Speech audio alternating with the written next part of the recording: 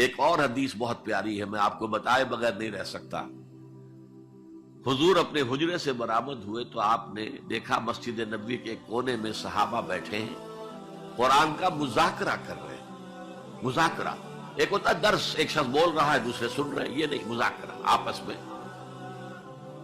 حضور کے چہرے پر بشاشت کے آثار ظاہر ہوئے۔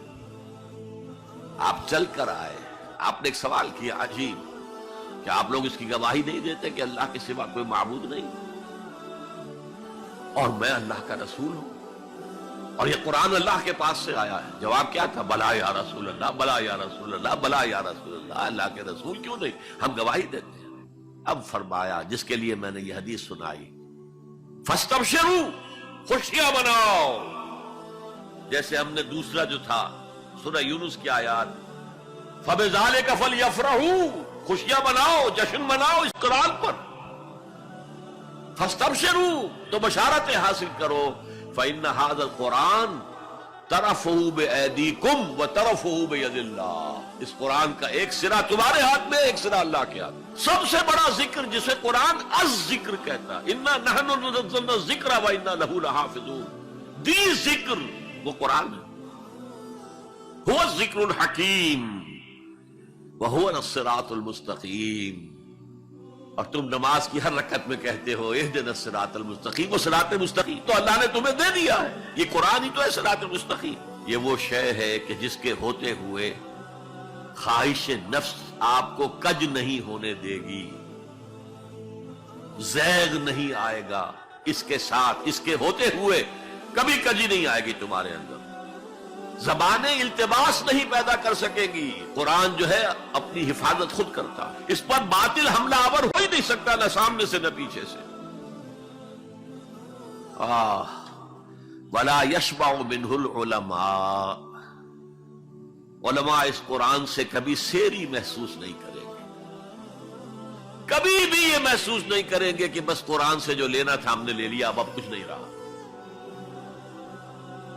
پڑھتے رہیں گے، پڑھتے رہیں گے، پڑھتے رہیں گے، معلوم ہوگا ہر مرتبہ کوئی نئی چیز آ رہی ہے، بار بار کے پڑھنے سے اس پر کوئی باسی پن طاری نہیں ہوگا۔ کوئی اور کتاب دنیا میں ایسی نہیں ہے، ایک دفعہ پڑھ لی، دو دفعہ پڑھ لی، پھر تیسری دفعہ ہاتھ لگانے کو جی نہیں چاہتا، پڑھنے کو جی نہیں چاہتا، سوال ہی پیدا نہیں۔ یہ وہ ہے، پڑھتے رہو گے، اس پر کوئی باسی پن طاری نہیں ہوگا۔ وَلَا تَنْقَضِي عَجَائِبُهُ، اس کے عجائب کبھی ختم نہیں ہوں گے۔ یہ وہ کتاب ہے جسے جیسے ہی جنوں نے سنا فوراً کہا ہم نے آج ایک بہت عمدہ کلام سنا ہے، کتاب سنی ہے، تو ہم تو ایمان لے آئے، ایک دفعہ سنا ہے، اور وہ داعی بن کر چلے گئے، یا قومنا اجیبوا داعی اللہ، اے ہماری قوم کے لوگوں اس اللہ کی طرف پکارنے والے کی آواز پر لبیک کہو۔ اب چار جملے جو آئے ہیں وہ اس حدیث کے اندر جو اہم ترین چیز ہے وہ ہے من قال بہ صدق، جس نے کوئی بات اس قرآن کی بنیاد پر کہی اس نے سچ کہا،